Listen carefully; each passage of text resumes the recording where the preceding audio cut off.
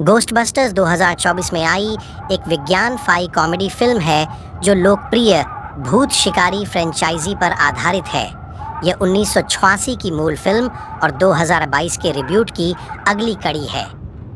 ये कहानी 1904 में न्यूयॉर्क में शुरू होती है। एक फायर स्टेशन को आपात स्थिति के बारे में सतर्क किया जाता है, इसलिए काले कपड़े पहने लोग तुरंत मदद के लिए निकल पड़ते हैं। जब वे घटना स्थल पर पहुंचते हैं तो उन्हें एहसास होता है कि यह एक बहुत ही अलौकिक आपात स्थिति है, क्योंकि जब वे दरवाजा खटखटाते हैं तो उन्हें यह देखकर आश्चर्य होता है कि वह पूरी तरह से जमा हुआ है, जिससे एक अग्निशमन कर्मी का हाथ भी तेजी से जमने लगता है। बाकी लोग कार्रवाई करते हैं और दरवाजा तोड़ देते हैं, यह देखने के लिए कि अंदर क्या हो रहा है। आप देख सकते हैं कि पूरा कमरा पूरी तरह से जम गया है, जिसमें वहां मौजूद लोग भी शामिल हैं। हालांकि उन्होंने देखा कि एक प्रकार के कवच वाली लड़की जमी नहीं है। जब एक फायर फाइटर इसे लेने की कोशिश करता है तो वह जाग जाता है और सभी जमे हुए लोगों को विस्फोट कर देता है। तब गोला पूरी तरह से बंद हो जाता है और ऐसा लगता है कि इसमें भूत है।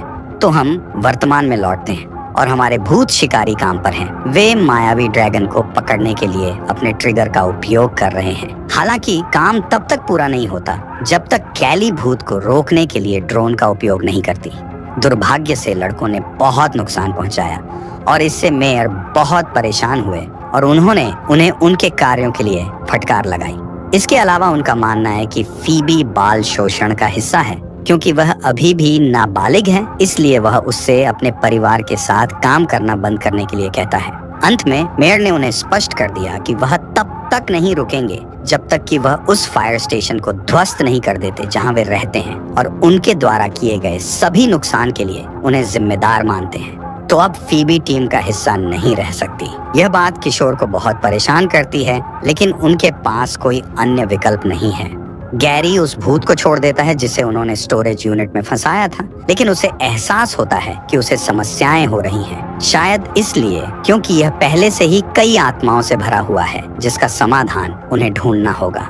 दूसरी ओर पूर्व भूत हंटर रे स्टैंस का अब यूट्यूब पर एक कार्यक्रम है, जहां वह अपने युवा प्रोड्यूसर के साथ मिलकर हर दिन भौतिक वस्तु का विश्लेषण करता है, जिसे वह पॉडकास्ट कहते हैं। कई लोग अपना सामान लेकर पहुंचते हैं। फीबी आती है, वह नीचे जाती है और भूत का तमाशा देखती है। अचानक एक आदमी एक अजीब वस्तु लेकर आता है जो राजा का ध्यान आकर्षित करती है। वह अपने साथ एक प्राचीन गोला लाता है, जिसके बारे में वह बताता है कि यह उसकी दादी का है।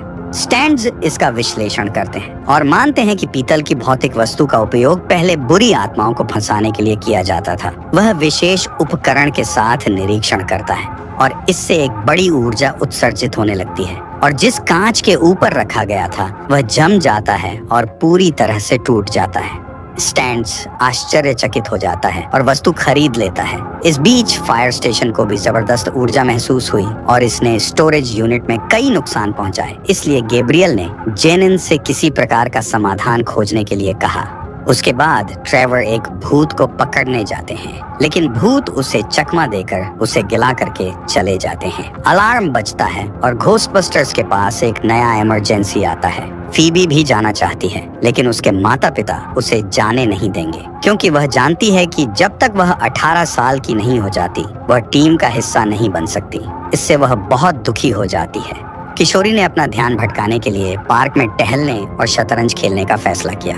हालांकि उसे एहसास होता है कि उसके चिप्स अपने आप हिलने लगे हैं और वह अच्छी तरह से जानती है कि वह एक भूत से निपट रही है। उसने खेल जारी रखने का फैसला किया, क्योंकि वह किसी भी चीज से नहीं डरती है, खासकर जब आत्मा उसके सामने आती है। फैंटेस्मा को लगता है कि यह अजीब है कि फीबी नहीं दौड़ता और सोचता है कि यह बहुत अच्छी है कि वे साथ रह सकते हैं। एक छोटा सा खेल खेला जाता है और भूतनी सभी चालों में विजयी होती है। मेलोडी नाम की आत्मा उसे बताती है कि उसकी मृत्यु एक इमारत में आग लगने के कारण हुई थी और अब वह एक भूत है। जब तक वह अपना अधूरा काम पूरा नहीं कर लेती तब तक वह जीवन भर उसी उम्र की रहेगी, जो काफी मुश्किल लगता है। अगले दिन लार्स नाम का एक व्यक्ति स्टेशन पर स्टोरेज यूनिट की मरम्मत के लिए आता है। विंस्टन भी आता है, जो बताता है कि यूनिट में फैंटम को जमा करने के 40 वर्षों के बाद उसके पास पहले से ही जगह की कमी हो रही है। वह कबूल करता है कि फायर स्टेशन दूसरी दुनिया का एक तरह के दरवाजा है और इसीलिए उन्हें इसकी रक्षा करनी चाहिए। विंस्टन ने यह भी खुलासा किया कि उन्होंने भविष्य में समस्याओं से बचने के लिए पहले से ही एक नई स्टोरेज यूनिट बनाई है जो दुनिया की सबसे बड़ी स्टोरेज यूनिट में से एक है। उनके पास एक असाधारण अनुसंधान केंद्र भी है जहां वे भूतों के बारे में उन सभी चीजों की जांच करेंगे जो उन्हें समझ में नहीं आती हैं। इसके अलावा उन्होंने एक मशीन बनाई है जिससे वे किसी भी प्रकार की शापित वस्तुओं से भूतों को निकाल सकते हैं और अंत में उन्हें स्टोरेज यूनिट में भेज सकते हैं। इसके अलावा इस क्षेत्र के अंदर प्रोटॉन द्वारा संरक्षित कक्ष भी हैं ताकि बाद में उनका विस्तार से अध्ययन किया जा सके। बाद में मशीन का उपयोग करके पीतल के गोले के अंदर जो कुछ है उसे बाहर निकालने की कोशिश करते हैं, लेकिन यह अपेक्षा के अनुरूप नहीं आता क्योंकि वस्तु खुलने का विरोध करती है जिससे बिजली बढ़ जाती है और वह स्थान शट डाउन हो जाता है, जिसका अर्थ है कि कुछ समय के लिए कक्ष के अंदर के भूत बिना किसी समस्या के बाहर निकल सकते हैं। जब अलार्म बजता है और बिजली वापस आती है तो वह आर्म को उठाता है, लेकिन इससे उसका हाथ फ्रीज हो जाता है। इस बीच हम फिबी को देखते हैं और उसने भूत को अपने घर में आमंत्रित किया है। वहाँ भूत को स्टेशन और स्टोरेज यूनिट के बारे में पता चलता है जो वास्तव में उसे आकर्षित करता है। मेलोडी ने खुलासा किया कि वह अपने परिवार के साथ रहना चाहती है, लेकिन वह नहीं जानती कि यह कैसे करना है। वह उस गोले की तलाश कर रही है जो शहर के एक हिस्से को एक पल के लिए रोक देता है। फीबी के भूत दोस्त के साथ ऑर्ब ने संचार करता है जो उसके आदेशों पर चलता है और उसके इरादे अच्छे नहीं हैं। अगली सुबह भूत का शिकार करने वाले परिवार को तहखाने में एक समस्या का सामना करना पड़ता है क्योंकि यह नष्ट हो गया है और जम गया है, जिसके लिए उन्हें कोई स्पष्टीकरण नहीं मिल रहा है। इस बीच लेबोरेटरी में आपको उस हर चीज के बारे में सूचित किया जाता है जो ऑर्ब ने किया था। लार्स का कहना है कि जो वस्तु आप लाए हैं वह कुछ कारण पैदा कर रही है क्योंकि ऐसा लगता है कि इसमें एक घातक शक्ति है जिसे निकालना असंभव है। वस्तु के बारे में अधिक जांच करने के लिए वे नादीन की तलाश कर रहे हैं जिसने गोला बेचा था। लड़का उन्हें बताता है कि वह वस्तु उसकी दादी की थी और उसने इसे एक गुप्त कमरे में रखा था। उन्हें वह कमरा मिलता है जो पीतल से बना है और जिसमें कई दुर्लभ वस्तुएं हैं। ऊर्जा मीटर मशीन को वस्तुओं के ऊपर चलाने से कोई भी सिग्नल नहीं मिलता। जब ऐसा लगा कि यह एक निराशाजनक मामला है तो जब वे नादीन के पास होते हैं तो मशीन बीप करने लगती है। इसलिए वे उस व्यक्ति को अपने पॉडकास्ट लैब में अपने साथ चलने के लिए कहते हैं जो उत्सुकता से एक रिकॉर्डिंग देता है। डॉक्टर पीटर उसका ऑडियो सुनता है और देखता है कि उसकी उत्तेजना आग की माध्यम से संकेत दे रही है। उसे एहसास होता है कि कोई अजीब संदेश है।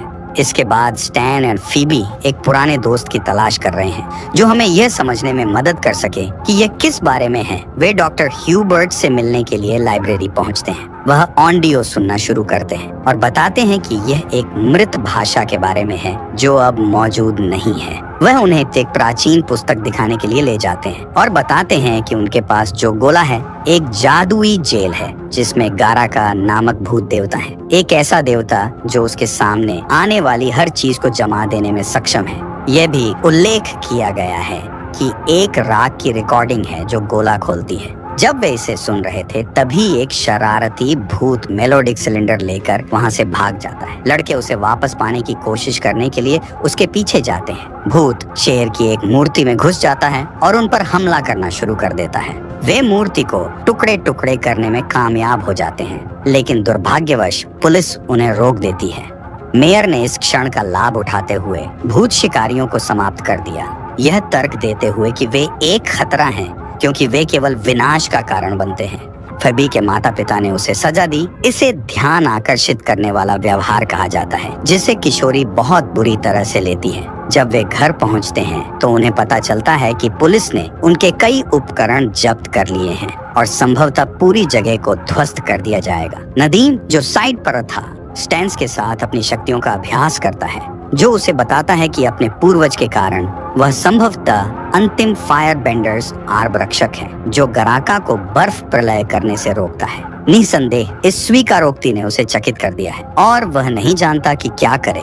फिबी मेलोडी की तलाश में जाती है क्योंकि उसके साथ वह अपनी समस्याओं से छुटकारा पाती है। किशोरी अपनी आत्मा को उसके मानव शरीर से अलग करने और 2 मिनट के लिए मेलोडी के करीब रहने के लिए भूत तकनीक का उपयोग करने का निर्णय लेती है। जब वह ऐसा करने में सफल हो जाती है तो उसकी सहेली उसे स्वीकार करती है कि उसने उससे यही करने की अपेक्षा की थी, क्योंकि वह गाराका के लिए काम करती है और जो शब्दों से प्रेत भगवान मुक्त होगा उसे बोलने के लिए फीबी का शरीर चाहिए। मेलोडी ने उसके लिए जो जाल बिछाया वह सफल है, क्योंकि गाराका अब आजाद है। सबसे पहले वह अपने सींगों को पुनः प्राप्त करता है जो उससे छीन लिए गए थे और ये उसे महान शक्ति देते हैं। इसके बाद शहर में भीषण सर्दी शुरू हो जाती है, जिससे सब कुछ जमा हो जाता है। वह अपने माता पिता को सब कुछ बताती है और अब उन्हें जल्दी से स्टेशन पहुंचना होगा और जो आने वाला है उसकी तैयारी करनी होगी। सौभाग्य से भूत शिकारियों की दोनों पीढ़ियां एकजुट हो जाती हैं और गाराका का सामना करने के लिए तैयार हो जाती हैं। मेलोडी ने फिबी से उसके साथ जो किया उसके लिए माफी मांगी, क्योंकि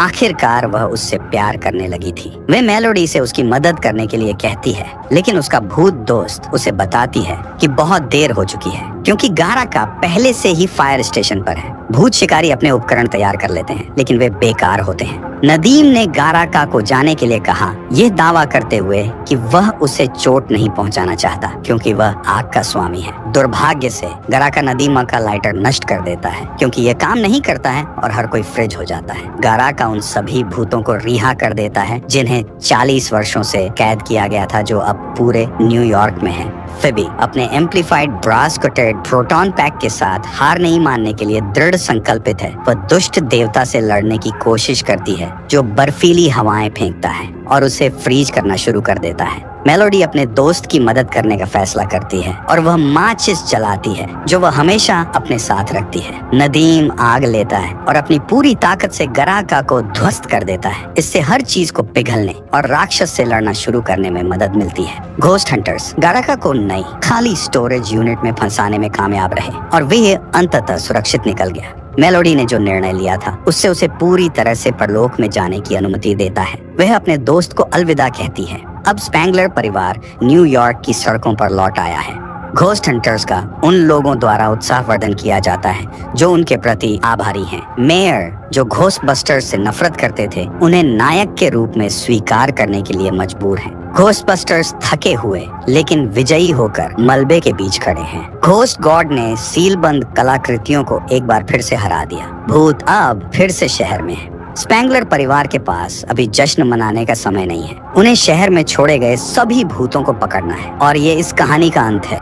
ऐसे ही और अपडेट पाने के लिए चैनल फिल्म कहानी 501 को सब्सक्राइब करें और हमें सपोर्ट करें। धन्यवाद।